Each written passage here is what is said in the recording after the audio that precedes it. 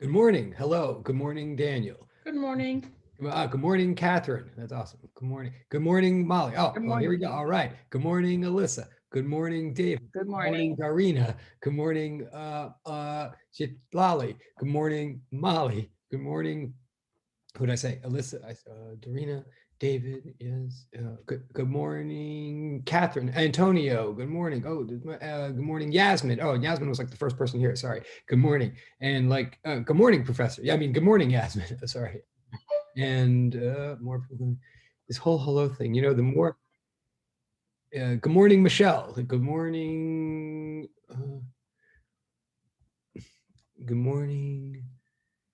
Good morning. More people. Sorry. Good morning, Aja. Good morning. Good morning. Good morning, Ashley. Good morning, Aja. Good morning, Sonia. Good morning. Good morning. Thank you. Good morning. Good morning, Sonia. Good morning. Okay, I think that's. Oh, good morning, Ashley. If I didn't say sorry, so I think that's every. Okay, so each time I do this, I gotta say to everybody. I mean, this means so much to me. This whole individual hello thing. Oh wait, someone else coming. Sorry. Good morning. Oh, good morning, Noelia. Yes, thank you, and good morning. I'm Irani. Sorry, good morning. Oh, good, thank you. Oh, I'm good, thank you. Whoever just asked me that in direct message. I'm good, thank you. See, this whole thing, and also good morning, Sonia. This whole thing, it's so funny. I really appreciate that each one of you puts up with this individual hello moment, and it is not meant to put you on the spot, and it does crack me up because believe me, I find it incredibly awkward. Like each time I try to directly say hello to either any of you, like by your name, and I am trying to do it like once you're on and all that, but it's like not to put you on the spot, but it's like to force me to connect in a way. And each time each one of you does it, and I realize how awkward and hard it is on all of us. What that really makes me realize is how completely necessary this is, right? Like it's what, and when we do the goodbyes, it's the same thing. Like I know it's really hard, but I give you all like major points for putting up with this ritual. And I don't know if it goes on in the other classes, but and I've learned it watching my kindergartner in Zoom classes. I realized how freaking important it is to make everybody accountable or whatever, or feel present. But like, oh, okay, so we're in here, someone else. But I know it's silly, but it's another one of those things. Like, God, do I miss real school? That's all I'm saying. As much as it was so hard when we were all there, and oh, good morning. Oh wow, so that's good morning, Ashley, and good morning, Jean Pierre. As hard as it was to be in school, thank you. I totally appreciate that. As hard as it was to be in school, it's like harder not to. I feel. I mean, I don't know about the rest of you, but so thank you for the humanity. All right.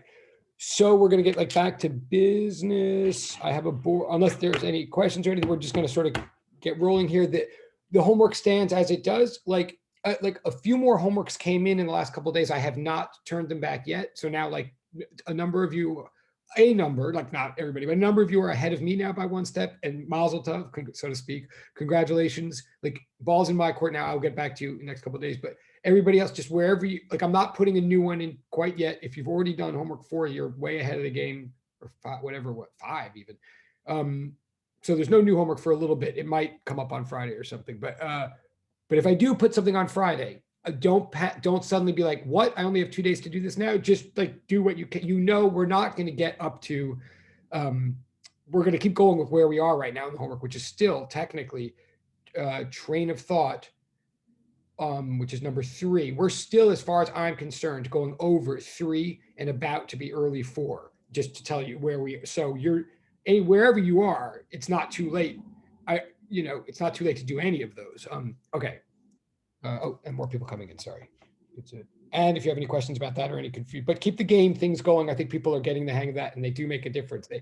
But those game things are just like the hellos and goodbyes. It's amazing how much I can sort of get to know where you are in the class just from the one sentence, or I can get to know where you think you are, and you can get to. It's actually a remarkable amount of information that's helpful.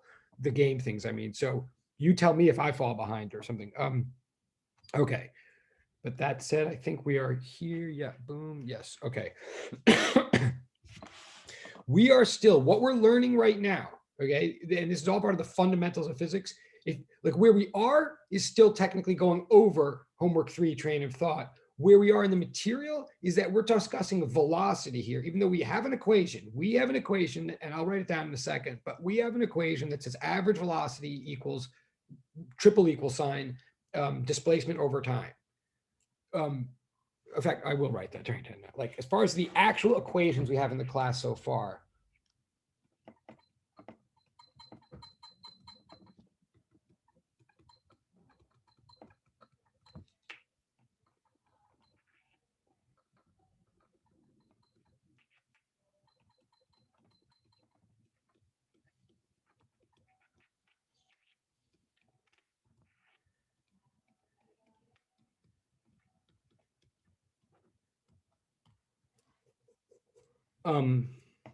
Yes, in a way, equation wise or mathematically, in a way, the sum total of our knowledge so far, just to be clear, is this equation. Like that's the only equation I can hold you accountable for. It's the only equation like we've learned so far.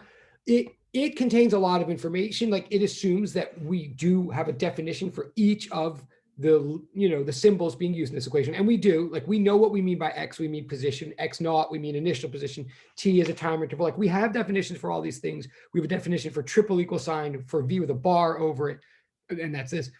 But why we're still stuck in a way having this big discussion about the train of thought assignment, and why all of a sudden I'm like talking about Galileo and telescopes and Jupiters and moons and like all this like stuff, is because we're actually trying to step back and say,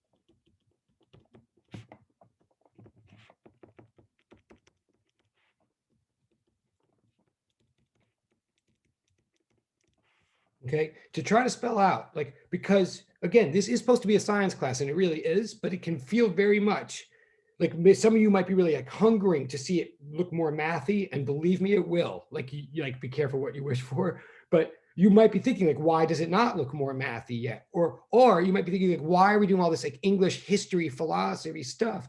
Well, because physics is the original science, because the birth of physics is the birth of the scientific method, and it's not coincidental. Physics is about figuring out how to do science in a way.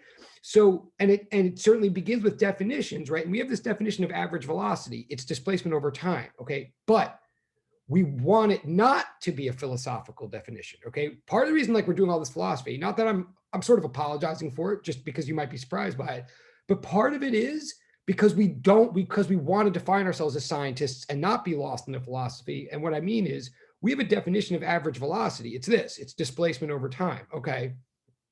But if that's just a definition in our heads, if we have no way of measuring that at all, like if that's not a measurable thing, then we're not being scientists, right? Any number we're ever going to plug into the top or the bottom better come from a measurement, better come from the world, better come from experiment, data collection, whatever. Otherwise, we're all just spinning our wheels or maybe doing math or something, but we're not doing science, right? So the question is, how do we even begin to measure displacements or time intervals so that we can divide one by the other and get velocity? How can we measure motion? And we stop and realize like, wait, we don't, hold on. How is it that we even can measure? How do we even measure whether we have any velocity at all? How do we measure a zero velocity versus a non-zero velocity? Like you might see a cart go across a lab table with a certain displacement in a certain time. You've made your measurements and you're like, good, I'm going to divide this number by that, and that's its velocity.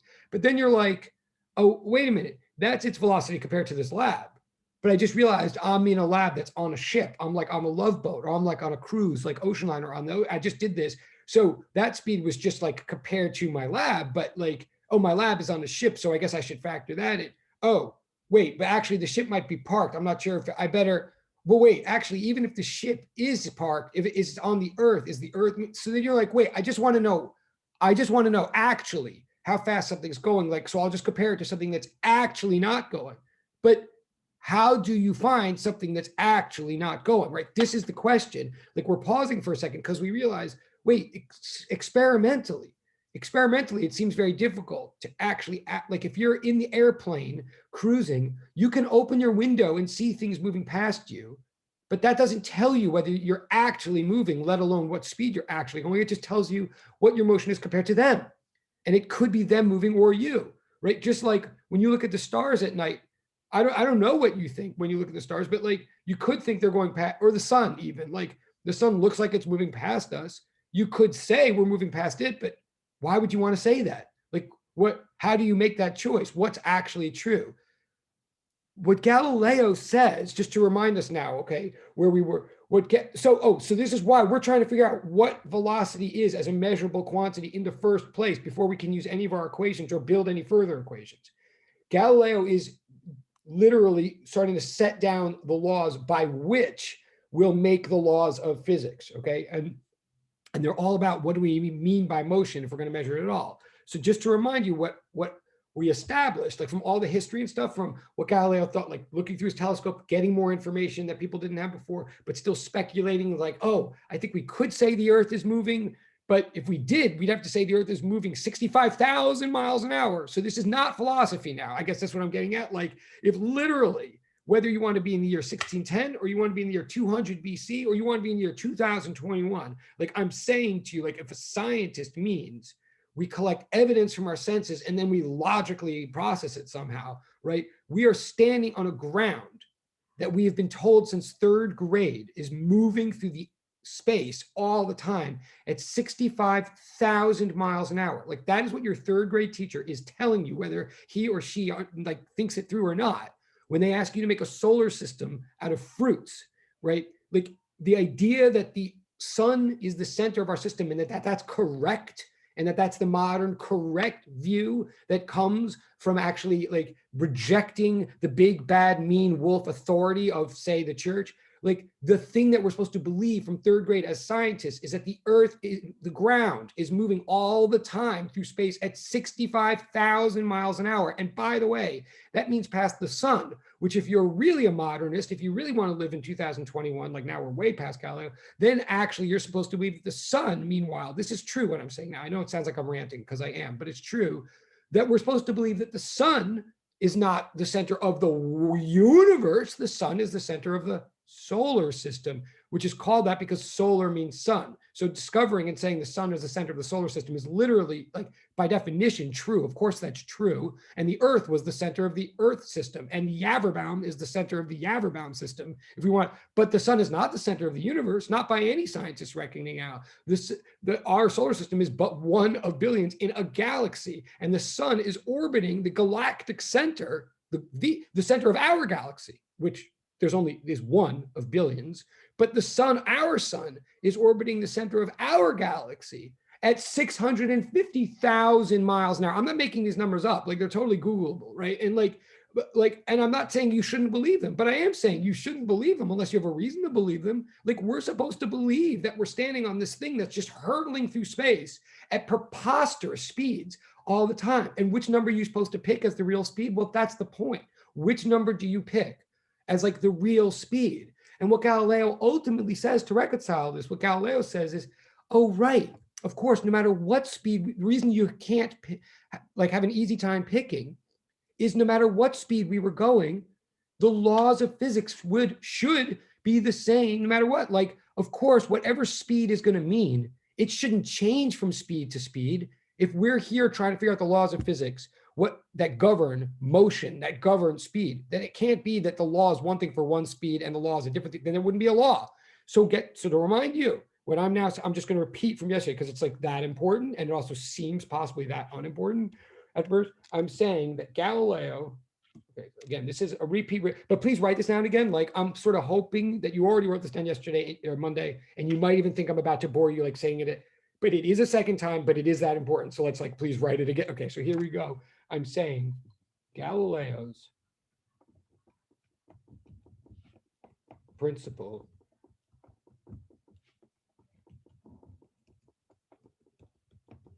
of relativity, which, okay, is extracted from a couple of books, but mean, to be as accurate as possible, just so you can also like, so this is can be knowledge or whatever. This is 16 and like from two separate books that were published then, okay?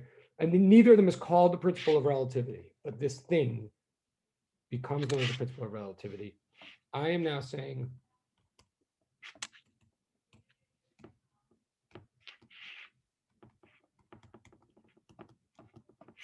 and like if you were ever to memorize, these are like equations, okay? Honestly, I mean, in fact, they become equations. They will become equations.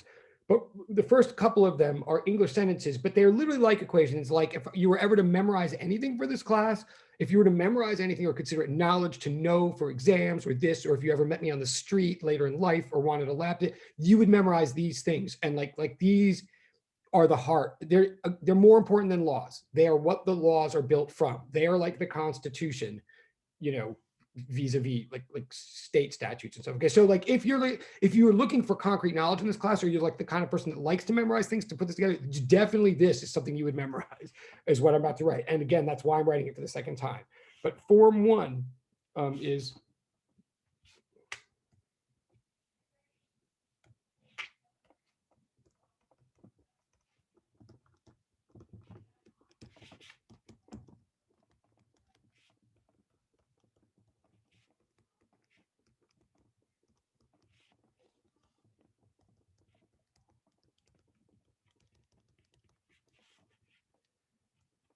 sorry, that was a total mistake. Excuse me.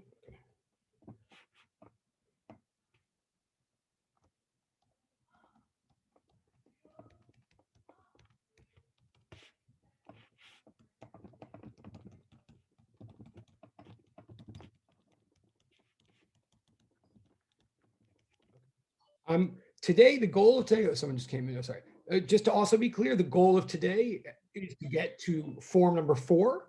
As far as I'm concerned, again, for those of us who are like following along, like as of Monday, by the end of class Monday, I feel that I gave you a page where we had form number 1, form number 2, form number 3. Like I sort of raced through them. I sort of ranted about them, but hopefully in your notes, you have like form number 1, form number 2, form number 3. I'm giving them to you again today, again, to anybody's tuning. And if the words are slightly different this time, that also shows you like that'll give you like I'm adding that'll show you that I don't know what it'll show you, but it won't be an accident, I guess is what I'm saying. So I'm going to give you those 3 forms again today. I'm going to try to dwell more and really unpack them a little bit more, but also I'm going to try to get to form number 4. And I want to tie this back ultimately to instantaneous velocity and midpoint velocity and acceleration, the stuff that you need for homeworks 3 and 4. Like, again, this is all, we're like in 2 and 3 here. And that, you know, again, that's why deadlines are fluid, just like this is fluid, but that's what this is all about. But okay, so what we're talking about here is the principle of relativity, okay? It's a cornerstone idea from Galileo from the beginning of the 1600s. Like this is after Copernicus, before Newton, way before Einstein. The truth of the matter is, like Galileo didn't ever come out and call, like all these words are as close as we can get to the exact original thing, but it is sort of important to understand, if we're being honorable, that like Galileo never wrote in English in the first place. He sometimes wrote in Italian and sometimes in Latin. So none of these words are directly his. And second of all, he never came out and said this is a principle, because that's like not what scientists do. Scientists say stuff and then it retroactively becomes principles or whatever. So a lot of the language that we're using here too, like calling Galileo's principle of relativity, that's actually coming from Einstein, the way Einstein sort of taught the whole physics community to understand Galileo. So there are a lot of lenses here. But anyway, everything we're going to talk about from here on for the whole class, like every time we get a new equation or a new chapter, it's going to be under the subheading of a new form of this principle. Now, again, and there's 9 of them. There's going to be a total of 9 forms of this principle of relativity. Each one is ultimately a twist on the one before. Like each one is just another way of looking at the same idea. If you can really get this idea, then you get physics, and you'll see how the whole story unfolds from here. And this is the idea of physics that goes through Einstein, through the 20th century, et cetera. Okay, so it's not different principles. It's one principle that has 9 different ways of saying it. And each way is a little bit more advanced than the way before and opens up more mathematics and stuff like that. So form number 1 is that the laws of physics hold, meaning are true, remain constant in all unaccelerated reference frames. Okay, this is form number one. So I'm going to break this down a little bit more than I did before we go on to number two. I'm going to define some words.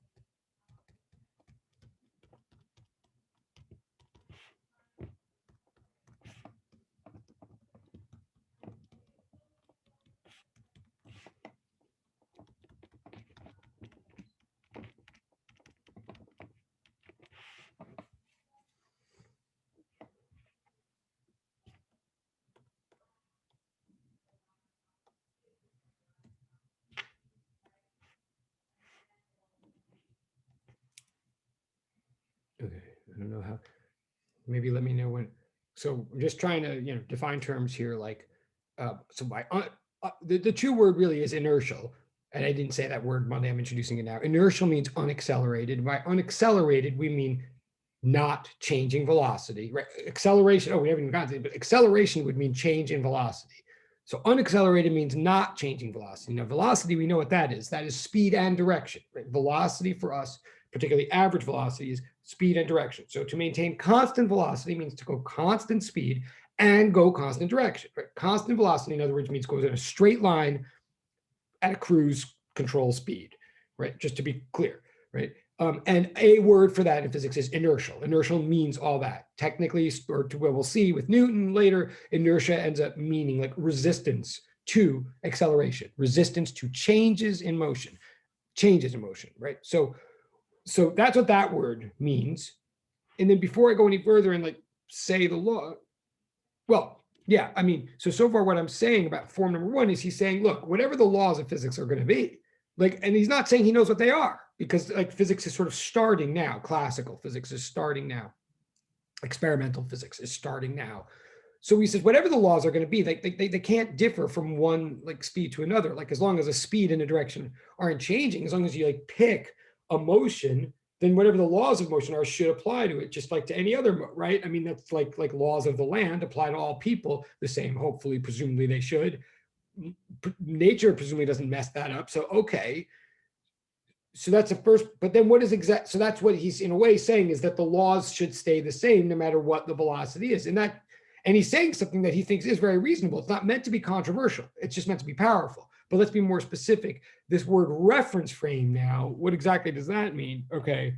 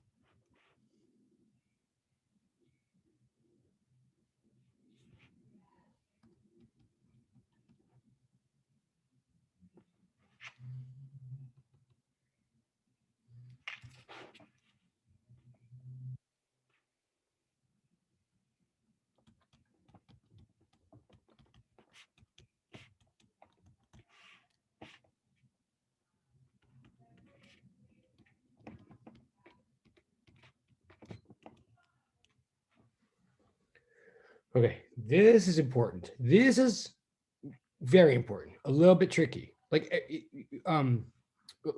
well, so a reference frame is a perspective. It's like how one sees the world, how one observes the world. It's kind of like a perspective in painting or something like that.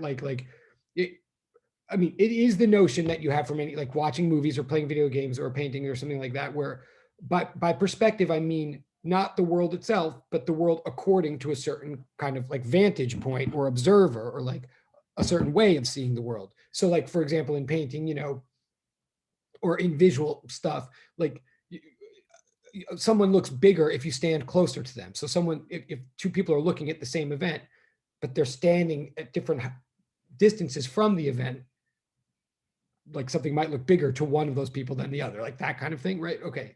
In general, that's what I mean by perspective. But now we're scientists, we're physicists. So much more specifically to us, when we say perspective, we don't just mean like how you loosely look at the world. We don't just kind of like mean if you're like this perspective or that perspective. We mean it as scientists. So we mean, well, the vantage point or the vantage point from which you look at the world so that you can make measurements. Like it's kind of like your laboratory perspective on the world, or much more specifically, your grid, your coordinate system. In science, in physics, a reference frame is the coordinate system that you make. Like once you say, this is my x-axis, this is my y-axis, this is my z-axis, like literally, because what we all agree is that we're all in a space that consists of 3 dimensions. And we all agree that we're in a time that seems to consist of 1 dimension. But we also all know that like there's no actual special X or something in space or special Y, like, right? So you can choose, you say, this is my X axis, and then accordingly, like this has to be my Y and this is my Z. You make a choice, but once you make the choice, that's your perspective. That where you call your zero, like I'm gonna, whenever I say the object is at 5 meters, I mean it's 5 meters from this zero. Or when I say it's at 5 degrees latitude, I mean, oh, it's 5 degrees above the equator. Like, but you always have a reference system, right? So in physics, we call that system, or that coordinate system that we establish for measurement, like the coordinate system that has a 0 and 3 spatial axes, etc. We call that a reference frame, but now here's the real hook of it. Okay, so first of all, a reference frame really in physics is a coordinate system. That's like the proper thing to say. But if coordinate system seems too abstract or intimidate, we just mean a quantified perspective. But now here's the hook in physics, and this is a hook.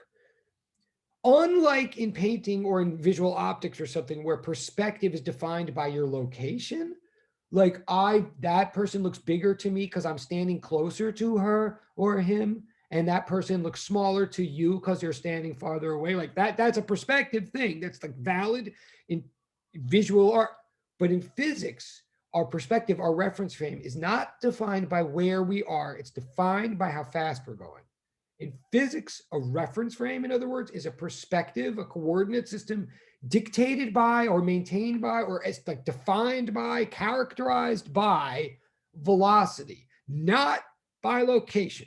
It doesn't matter where you're standing in physics. You'll see the same universe as anybody else. This is the way it matters how fast you're moving through the universe. So when we say a reference frame, so this is a little bit like it'll be totally obvious to you once you get what I'm saying. You'll be like, oh yeah, I've always sort of thought of the world that way. Like you can't play a video game unless you sort of get this thing that I'm saying, and or watch a movie even. You can't. So you all get what I'm saying, and I don't mean to make too big of a deal. I just want to make a distinction that from here on we're very tied to perspective in physics. Like we're going to say things about like, well, my perspective is just as valid as yours, or like, or we really are saying right now we're about to say the laws of physics are the same from my perspective as they are from yours. Like we're going to get different results. Like I'm going to take measurements from my perspective in physics that are going to be different from yours. I'm going to say, for example, in my perspective on Earth, that sun is moving. And you might say from the perspective of the sun, no, that Earth is moving. And it's going to turn out we're going to both have to live together with that kind of thing. But what our different perspectives are going to differ by is according to velocity, not position. That's what I'm trying to say right here on this page right now. So I'm saying when you talk about someone's reference frame in physics, it could be the baseball's reference frame, it could be the rocket ship's reference frame, it could be the planet Earth's reference frame, it could be a flower's reference frame, it could be your brother's reference frame. But whenever you say that, you don't mean where your brother is standing or where the flower is standing or something. What you mean when you say reference frame is you mean how the world looks like to that thing, like assuming that that thing thinks he or it or she is at rest still. Like a reference frame is how the world looks according to anybody who agrees to call that thing stationary. So like to look at the world from the Earth's reference frame is the what we do every day. We call like in our daily living, like we walk around the earth, like treating it as if it's still, right? And we're like, and if I'm like, it's 5 blocks over there, I mean, like, I assume the blocks aren't going to move. I point to you and I say, oh, which gets us to the whole 14th Street question of the train of thought thing, but which I will. But like we treat the earth as though it's still. And if we say like a car is going 60 miles an hour, we mean compared to the earth, right? We don't mean compared to the sun or compare, even though it would be a different number. And we don't mean compared to itself, because that would be zero. We mean compared to the earth, right? So we treat the earth as a reference frame. That means the way that we look at the world, the way the world looks, assuming, supposing the earth to be at rest. We're not saying it is, because apparently our solar system models from third grade say it's not, right? Like, and I still haven't proven why, but like we're supposing it to be at rest during our daily living. So we're like acting in the earth reference frame most of the time, but it's a reference frame. And what this form is now saying, and then I'm going to move on in a second, but what this law is saying, right, the first form is saying, okay, that's a reference frame. Like you could go to Jupiter and hang out on Jupiter, which is moving at a totally different speed all the time. And then you'd think like Jupiter's at rest, and you'd go through the universe and like you talk about rocket ships going off Jupiter, and you'd compare their speeds to Jupiter's, not to Earth's, right? So that's a different reference frame. And what this law is saying is the laws of physics better be the same in both those reference frames. Let's like, in other words, get straight. They're both just reference frames. In other words, neither one of them is like the right one. The earth is not actually doing anything. The earth is not actually sitting still, and it's not actually going 65,000 miles an hour. It's going 65,000 miles an hour in the reference frame of the sun. Like compared to the sun, the earth is going 65,000 miles an hour. Compared to the earth, it's going 0 miles an hour. Compared to Jupiter, it's going something else.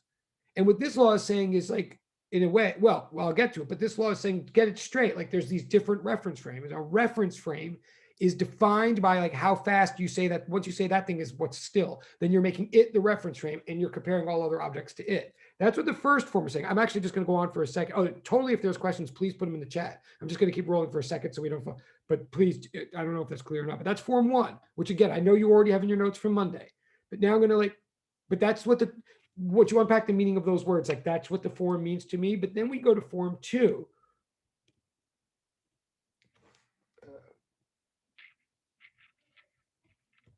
I really have to get consistent color usage here. I know I'm just like, now this is form two. It's not principle two. I'm not going to, it's not law number two, and it's not equation number two. And again, I know it can feel like this is going very slow, but this is the second way of understanding the principle of relativity. This is form number two, and form number two goes like this.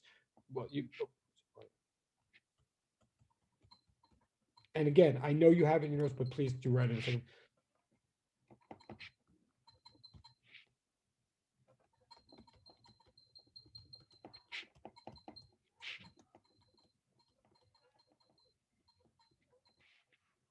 Actually, I should, well.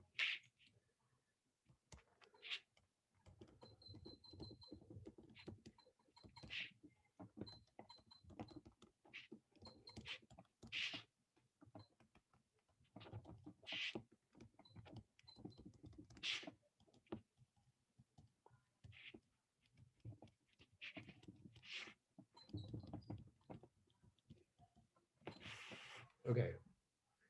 So this form now says, now and I'm saying this is in a way different words for the same thing, or put another way, this is an immediate consequence of form number one. Like the minute you actually believe number one, which I sort of hope you do, and I'm not trying to cut off questions on or anything, but form number one is supposed to be obvious in a way. It's supposed to be obviously true, just not obviously important or obviously like worth even saying. But it's just saying the laws are always the same. But then this form number two is coming along and saying, well, now, but if you believe that, if you are with us, that whatever the laws of physics are, they have to be the same at all velocities. Well, then what that means is form number two, that you can't, you not only can you not do an experiment, but you can't even design an experiment to ever measure how fast something is actually going. Like if you can't even design an experiment to say whether something is going zero or not. Like you literally cannot, this is saying, if you just read the words, I mean, it says no experiment can be designed nor performed to measure the velocity of a single object. Like no object in the world, like you name the object, I say, tell you, and you name the object and you say, I want to know how fast this thing is actually going. Or put it another way, I just want to know whether this thing's actually going at all, or if it's just sitting still. Like enough of this yakking Yaverbaum, like for real, like enough of this train of thought, blah, blah, blah. But like, no, come on, let's do science. Let's do science. Here's my motion, fine. Here's my simple question. Like this thing that I'm holding in my hand, this thing right here, just like, is it moving or not? Just tell me how to measure that and let's move on. And what Galileo's saying is, yeah, you can't, right? No, you cannot, not only can you not do an experiment to tell me whether this thing is actually moving or not, you couldn't even design one. And Galileo's not saying because he's already thought of all the technology in the world, he knows like he's at it's the Renaissance. I mean, freaking technology is like coming out of his ears based on their standards. He knows there's going to be more technology, but he's saying, but no, it's impossible because it, like you can always find out how fast something is moving compared to you. I can hold this object up and know how fast it's going compared to my face or compared to the desk or compared to anything you name. I can get how fast one thing is displacing past another thing. But if we want to stop the presses and say, yeah, but right, we get that. But like, no, stop the nonsense. Is the thing actually moving or not? And then if I come along and say, well, it's actually on the earth, and like the earth is actually moving, like you learned that in third grade, I'm sorry. And then you could even be like, well, yeah, all right, even if I didn't like go into outer space, like fine, the earth is moving. But then like compared to what? The sun? Okay, so is the sun actually moving or not? And then I have to go like, well, no, compared to what? Like what Galileo is saying is if you want to know what is actually moving, if you want to know if something, like stop the presses, like what is actually moving, what's not. When we say things are moving compared to what, if you want to know whether something's actually moving, what Galileo is saying is, well, there might be an answer to that, but you ain't going to get in an experiment. You cannot make an experiment. You can't collect data. You can't get enough. Like, in other words, all of you who said in train of thought, not enough information, totally right. I'm not saying the other people weren't also right in a different way. But any of you who said not enough information, what Galileo's saying is that's right. We'll never, but it's like so right that it's always going to be right. It's not a matter of information. You could not collect the information to tell me whether I right now am going past the sun or the sun is going past me actually, or that we're both actually going past anything. We cannot find out, Galileo's saying, because of Form 1. Form 1 said the laws are the same no matter what. So like, and I know I've repeated this before. I mean, I know I've said this before, but to bring it as concrete as I can to real world, like you're in an airplane. Like I know many of you have been in airplanes, right? Like you're in a long flight. So it's like cruise control. Like the pilot has said, it is safe for you to unfasten your seatbelt and move freely about the cabin, right? Which is an insane thing for someone to say and for you to listen, right? Like someone's literally saying, I know we're 5,000 feet above the Earth's surface, and I know we're going like 500 miles an hour, hurtling through turbulent sky. But it's safe for you to walk around, like pick your nose, like have a Bloody Mary, like watching it. Like that's what he said. And it is, right? Because the whole plane apparently is cruising, and all the laws of physics are applying to the plane within, not because there's a ceiling, by the way, you could rip the ceiling off, like then there'd be a lot of wind, but like, it's not because there's something magic because of the engine. No, it's just because you're all going at a constant velocity. You can move freely about that reference frame. And then if at one moment you're like, wait, what is actually going on? Like, how fast am I actually going? And you look down and you're like, well, I can't tell. I mean, the shit's going past like this, but I don't know how far away it is. So I don't know. How fast am I going? You could make any experiment you want, but it all comes back to like, take the simplest experiment you can imagine, drop something. It's going to land at your feet exactly as it would if you were standing in a parking lot. Like that's why it's safe to move about the cabin. So, but that means the very fact that you can fool yourself for 1 minute and go like, it's almost like I'm in a hotel. You're not fooling yourself. What Galileo's saying is right. It's exactly like you're in a hotel because the hotel in the first place was a plane. Like you were never in a hotel. You're always moving, and the exact rate you're moving totally depends on what you compare yourself to. And whatever you compare yourself to has the same laws. So you can never, ever, ever do an experiment. This is what Galileo's saying here. There's form number 2 back on the page here before I lose my mind or collect it. Like what Galileo's saying is, okay, if you're interested in experiment or data at all, if you want to join me in this like new program called Science, like you want to like not just spin your own wheels and you want to be like accountable to the outside world and information that's coming in that can be reproduced by other people that argue with you and stuff. Well, let me start by, you ain't ever going to do an experiment to get at some kind of actual velocity of one single object through space. What you'll never be able to do you can't measure the velocity of a single object, literally. Like that's almost a pun. I mean, it means any object, but it also means an object by itself. You can't measure the velocity of a single object, like compared to space, like that. You can't do it for the reasons I just said. Therefore, form number 3. Therefore,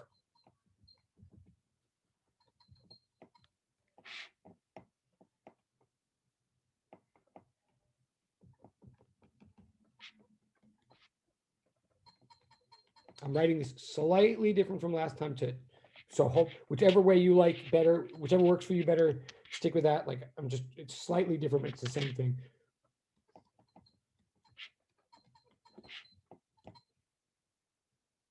Oh, sorry.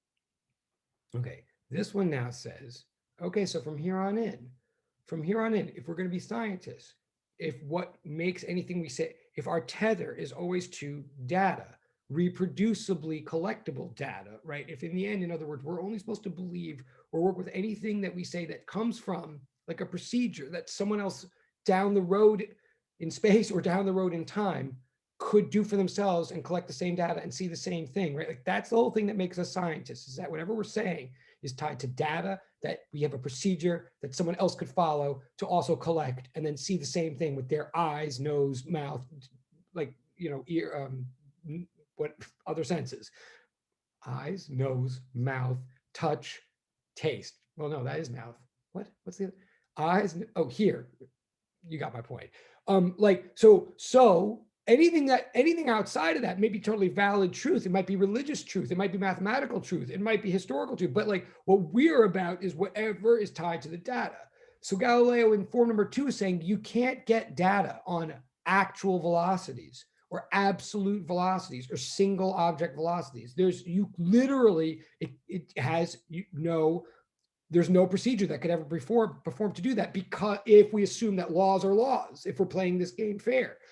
So then here, form number 3 is saying, well, then in our new branch of thinking called science, called natural philosophy, if you like, or called experimental physics, in that branch, then velocity cannot be meaningful as a property of a single object. What velocity is always going to be, and this is like the ultimate lesson of train of thought. Like train of thought is a thought exercise. Like there's a lot of right answers and a lot, and I don't want to go through every single one or like necessarily, but the wheels that you're spinning when you do train of thought are supposed to be the same kind of wheels that society was spinning. Galileo and his contemporaries and his enemies, if you like, but everybody's spinning around a very legitimate question. Like the church had a legitimate point. Galileo had a legitimate point. Also, Galileo was a legitimate Christian in many ways, and in many ways not, like most human Christians and most Christian humans and most human scientists, et cetera, et cetera. Like there's like a lot of messiness to the whole story and stuff, of course, but the thing that we're supposed to take away at the ground level of physics is like, if physics is going to be a study of motion, and that we're going to basically conduct and focus our attention on like making predictions on planet Earth, it better have a position before it starts on like whether that planet Earth that we're like doing all these motion experiments on, like what is its motion status in the first place? Like what's the, or put another way, how are the laws of motion on Earth going to relate to the laws of motion as we've seen them play out in the heavens for hundreds of years? And the Galileo answer is they're the same. And this is the breakthrough. It is in heaven as it is on Earth. They're the same. We're a rock hurtling through space, being governed by whatever patterns and motions we see up there. They work down here too. And the first thing to realize, if we're going to start making predictions down here and fire cannons and make make naval ships powerful and work, which is like where physics gets its early funding, blah blah blah. And if we're going to solve crimes in the 20th century of physics, the first thing to know about velocity is that it's a comparison between two objects always. There's no other way to talk about velocity from here on in science and get things right. What we have to know about velocity from here on in is it's always a comparison. Even when it's being compared to something that you think is so obvious that we forget to mention, like planet Earth, that comparison has to be there to make any sense, if I'm making any sense. In fact, I'm going to pause. I really will pause for questions or discussion in a second, but as long as I want to get now to like tying this back to like the math and the worksheets and everything we're doing. So I'm going to go one more, but I really am saying something like what I'm really saying here in form 3, like this is where physics takes off. This is where, and then Einstein like takes off from this. We're saying here velocity, like if you've ever thought about the idea of relative velocity, if you ever thought in your mind for 1 minute, like, oh, I'm going faster than the car, but the car's going faster than me, or like, which way, blah, blah, blah. Like if you've ever even had a hint of a moment where you're like, it's kind of like, it's like only a comparison that I can sort of like if you know what I'm saying at all, then what I'm saying here is physics begins by saying that's a very correct thing. Like you have to take that really seriously. That's not philosophy. Like, first of all, you're not mistaken. Second of all, it's not just abstract, weird neural mistakes or philosophical or drug talk. The way to do physics is to understand right from the get-go that motion, which is all we ever analyze in physics, is always a comparison. It's not a description of one thing. It's always a comparison between two things. And whatever answer you get for motion, like of the first thing, totally depends on what you choose as the second thing. Like velocity is, so if you've ever considered how velocity can sometimes seem relative, or you've ever heard that term, or you've heard of like relativity or Einstein or anything, like anything that goes through your brain about thinking, yeah, sometimes velocity like seems relative. What we're saying here in physics is no, it doesn't seem relative sometimes. It is relative always. It's the only right way to think about it. And that's very powerful if you get that. It also means we have a lot of choices to make, as you'll see. But what it means to get, like, to bring it back to math, and again, I will pause. Maybe this is abstract. Also, there's books on this that are available on Amazon that I've written that you can get, and like they, and whatever. And most of them suck, but one of them's good and it's short. But here is form number 4. Then.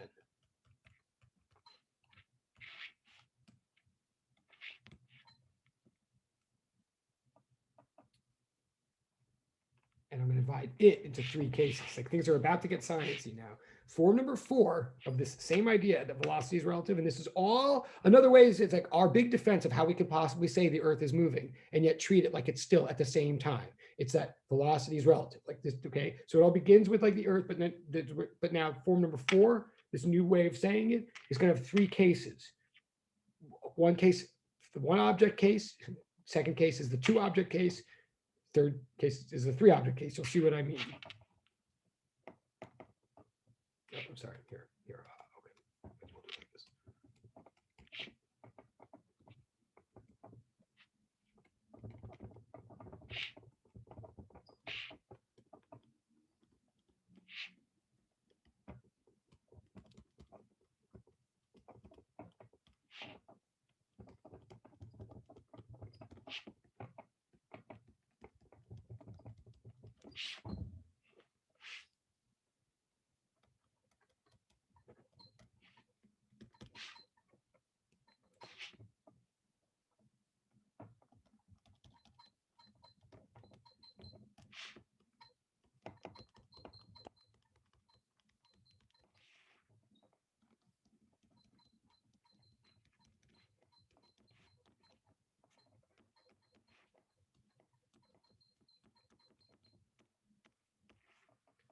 I'm going to say here, so this is for form number 4 now.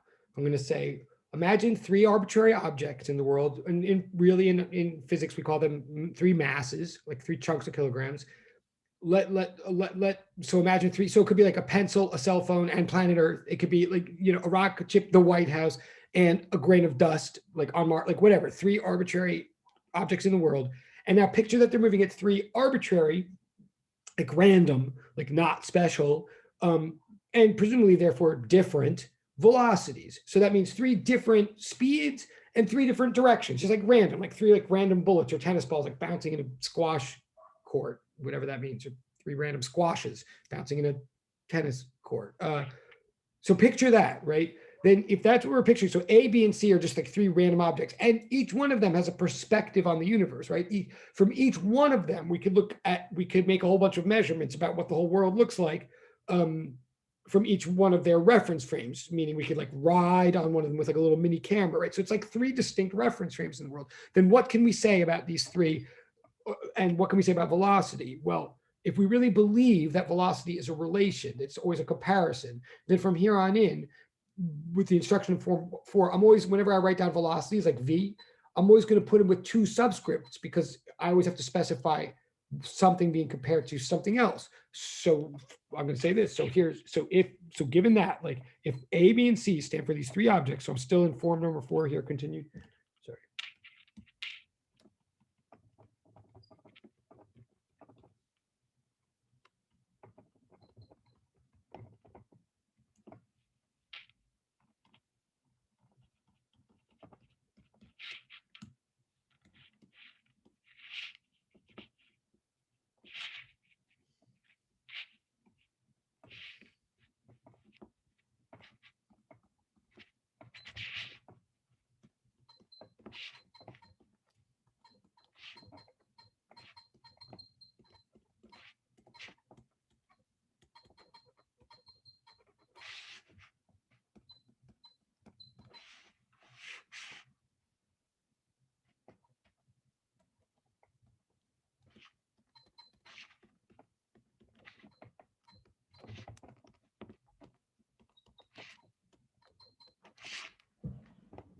Okay.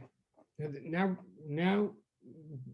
hopefully this is starting to look maybe more like science or something, but what this is saying is now, we're going to start like now using math symbols, to do our thing. But really all this English that I've been talking is I'm really trying to get I'm trying to get underneath how we're going to use V, the symbol V, how we're going to use velocity in equations and stuff like that. One thing I have to define, sorry.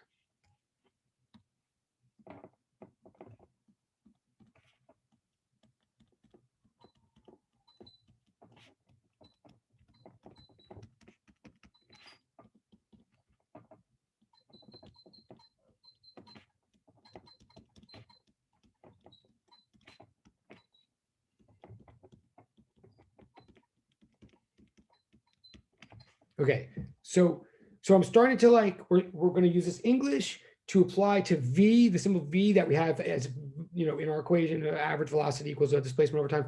But we're going to start being very careful how we use V. We're going to start seeing that often we're going to have to put 2 subscripts on V because V is velocity is a comparison. Now, one new piece of notation I'm introducing right here and now is I'm saying if from here on, like we already know if you already have a bar over something. We already know if you have bar over something, then that's supposed to mean the average measurement or of that variable, right? I'm being very shorthanded here, but we've already established that. Now I'm establishing something similar.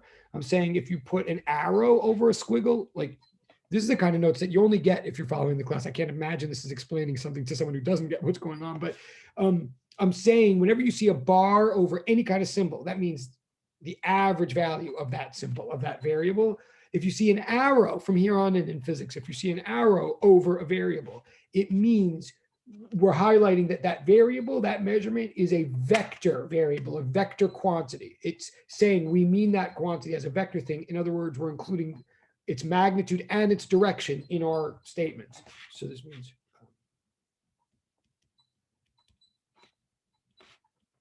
okay, I don't know if that red side thing helps or not, but so now then if you read, so V with a bar, excuse me, V with an arrow over it means the vector V, the velocity, the speed, and the direction, all taken together as a quantity, as a package. Well, the first case here, Roman numeral little one, says VAA triple equal sign 0. So first of all, it's a definition. It's saying by definition, necessarily, always, the velocity of A. So A was an object. It was an arbitrary object that you just have in your mind, like a tennis ball or a soda can or a desk, and like whatever it is. And statement one is saying necessarily whatever it is, whatever you picked for A, I don't care. Galileo, I mean, I care. I love it. Great choice. Really, no, great choice. But whatever the choice is, the velocity of it relative to it, like velocity of this object compared to this object, is necessarily 0. Like if that's obvious to you, good. Like that means you're getting what we mean by the relativity of velocity. Like here we're trying to expand what the relativity of velocity means in various individual cases. So hopefully I'm not blowing your mind. Hopefully you're like, yeah, okay, right. And it is like a video game thing, like, right? I'm saying or my hand right now. What's the velocity of my hand relative to my face? Well, that's fast. It's like moving past my face. But what's the velocity of my hand relative to itself? Well, I don't like what's the velocity of my ring relative to my finger? Well, that's 0, no matter what my hand's doing, right? No matter how fast my whole hand, as long as my whole hand is going, then my ring is not moving past my finger, right? So my ring is definitely not moving past itself, no matter what the ring is doing. A velocity, so this is another way of saying, like, you can't measure the velocity of a single object. A single object compared to itself is always 0, right? That's what the first case is saying. So if you just have A, you just look at one object, well, the velocity of it relative to itself is 0. That's it. That's what, okay, if you want to, if you're, and put another way, if you're looking for a 0, like, well, what is still in the world? What is stationary in the world? Well, anything and everything compared to itself.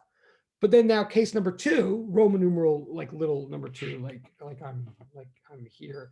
Now that tells us how to understand velocity if you introduce a second object. Now you're picturing 2 objects and like 2 random, arbitrary, like one thing flying past another.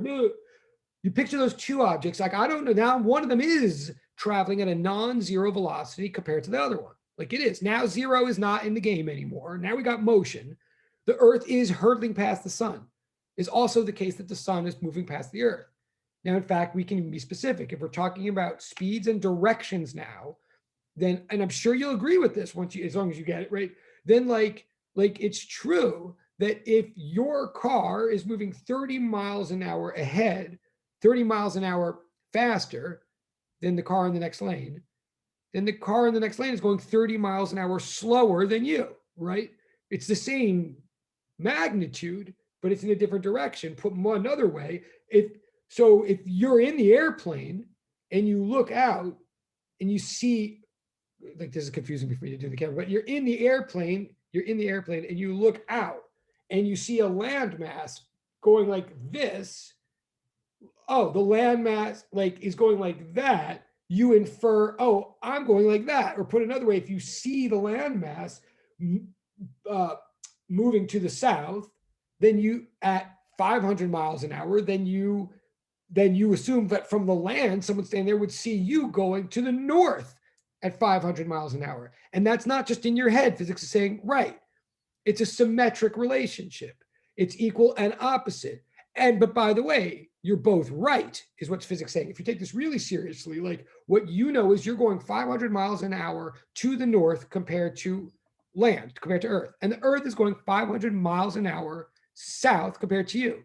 End of discussion. Like neither one of you is more right than the other, right? Like that is what this is saying. And that's why, because if one of you was more right, you would not be feeling free to walk around the cabin. Like, if you know what I mean, right? So necessarily once there's 2 objects involved, so what this is saying is, in fact, like the first one saying velocity is a relation. You need 2 objects to make it work at all. But then the second one is saying, now once you have 2 objects, this relation it's a symmetric relation. Whatever, or technically it's anti-symmetric if you like, but whatever we're all going to agree on the numbers now. Like we can't make it up now here. I don't think you're going 0. You don't think I'm going 0. I think you're going 30 miles an hour to the south. Well, then you're going to think I'm going 30 miles an hour to the north. And it's not think. That's what our measurements will say. And we'll both be right.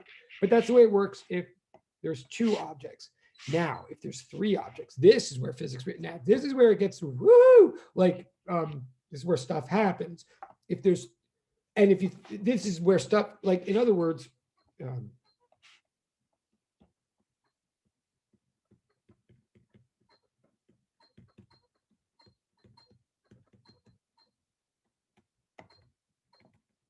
okay, now this is where it says that this relation, that velocity is transitive.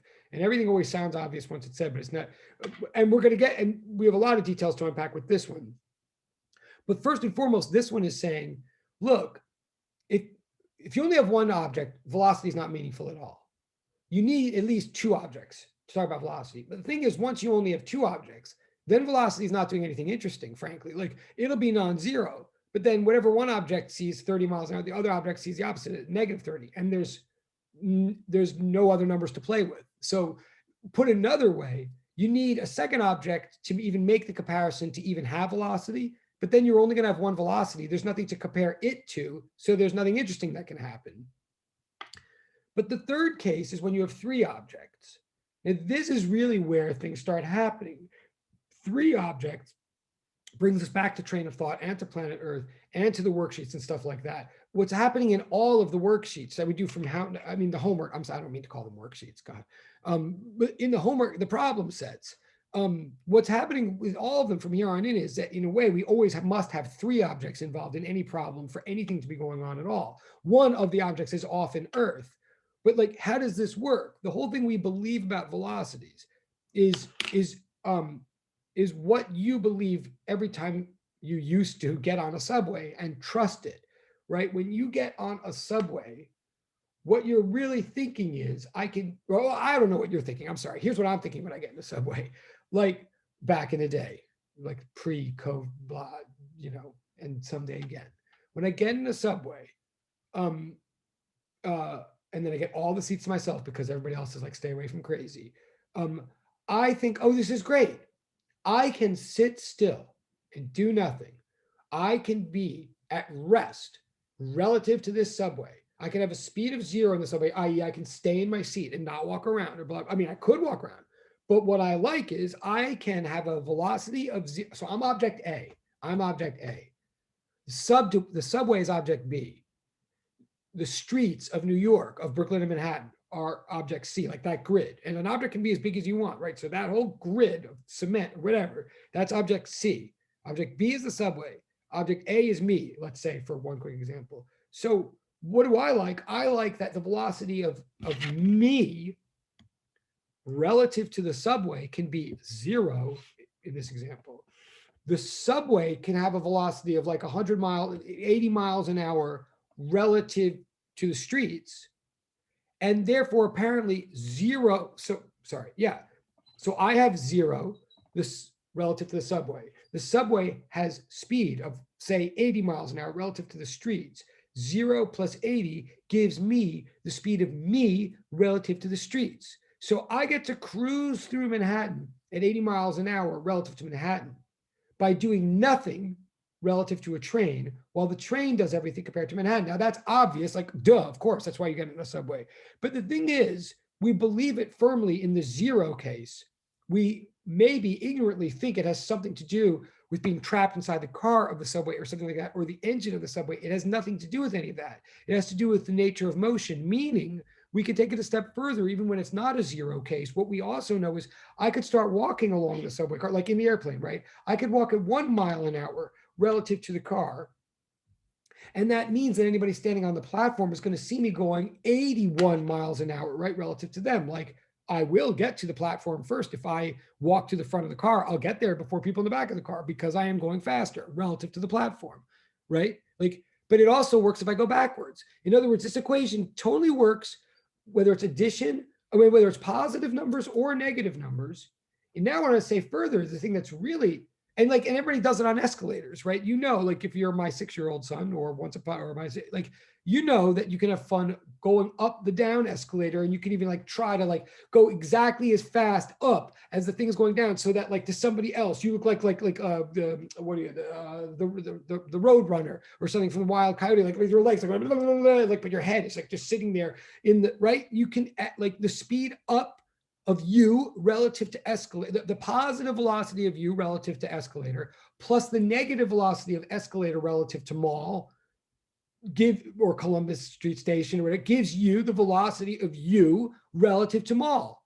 That's how motion works. And it's not because of engines or anything. It's just like literally how motion works. And it even works when the directions are not all on one axis. We're going to see soon when we like expand our vectors. Like it, but velocity. So when you have 3 objects, velocities add like this, like transitively, like, and that's the only way they add.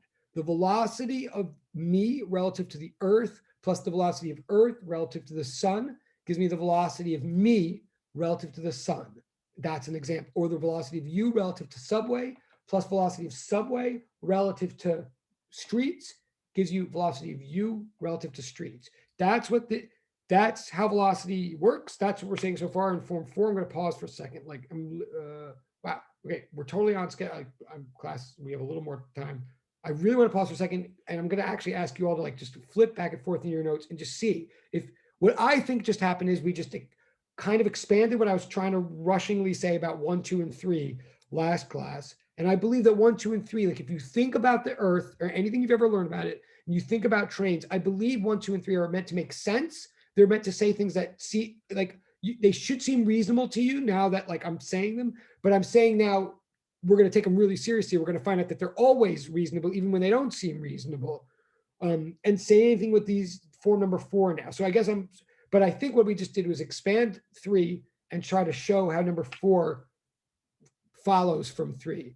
So just like pause and look through your notes, and this will bring us back to the homeworks then. But pause and see, even if you just want to stall before you get to the homeworks, like, I don't know, but just see if you have, or you can ask me any questions about even just like the Jupiter stuff and the telescope, whatever I was ranting about, it all is like real. So yeah, but it's a lot. And we haven't done like work together. So I'm going to like pause actually for a couple minutes, just see if you have, and if you could put them in private chat if you're nervous, if it's like a legit question or not. I'm sure it's not something to be nervous about, but I'm going to pause to see if there's any comments or any questions or confusion about homeworks or anything. Okay.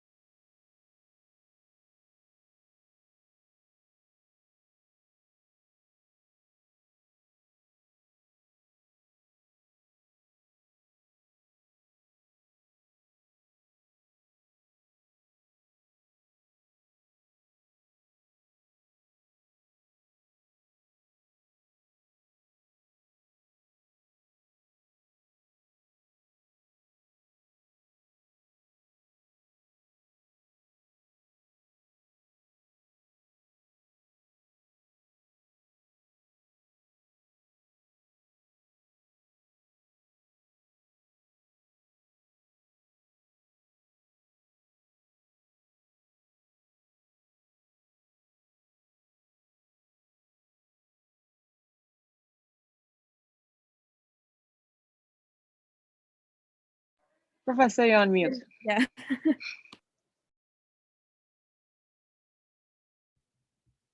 That is a really good point.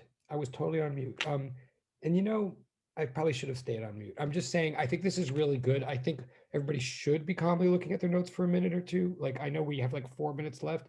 I definitely don't need to introduce anything new. And, but I think this is good. And even if it's to take a mental break and even before people leave, I think this, yeah, it is a lot of information and it is testable. Like, but if I were in your position, I'd also be looking for like, what about this is testable? Like, how could he test us on this or whatever? But yes, so let's just keep doing this for a second and taking it in. And I'm happy to answer any questions in the chat or either way. But yeah, I only took the board off to try to do something with the board. But yeah, let's stay here for a sec.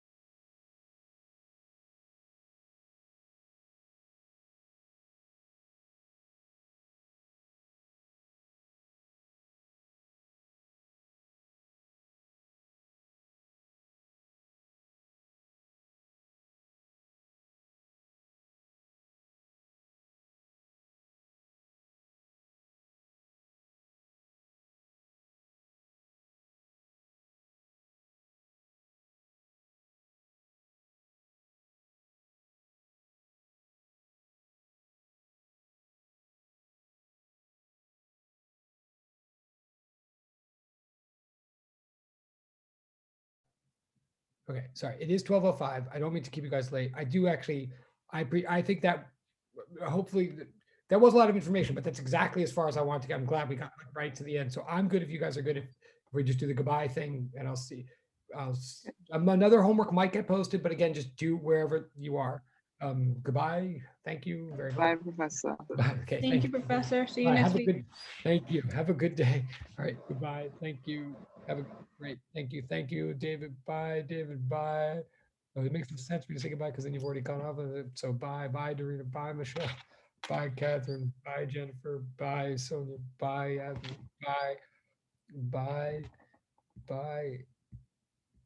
Bye. Bye, Yasmin. Bye, Aja. Bye, Sonia. You guys good?